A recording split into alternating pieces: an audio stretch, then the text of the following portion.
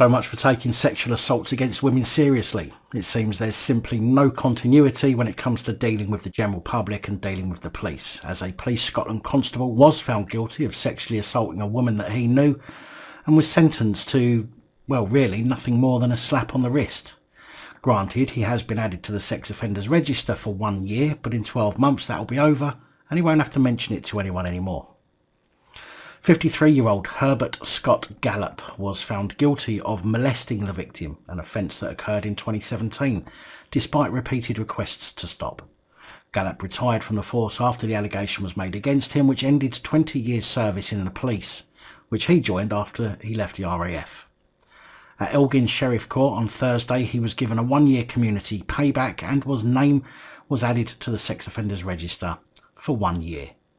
Commenting on the sentencing, Andy Shanks, Procurator Fiscal for Grampian Highland and Islands, said Herbert Scott Gallop was a respected police officer who knew he was abusing his position of trust. It took courage for the victim to speak out against a figure of some authority, and I would commend her determination to seek justice. The Crown Office and Procurator Fiscal Service will use all the tools at its disposal to ensure offenders face the consequences of their behaviour. No, it wouldn't be hard for me to go and find members of the public who have done the same or even less and received far more by way of punishment. Now, I'm not saying offenders should get more lenient sentencing, by the way, quite the opposite. If members of the public can be dished out far heftier sentences, then the police cretins who commit the same offences should face similar sentencing.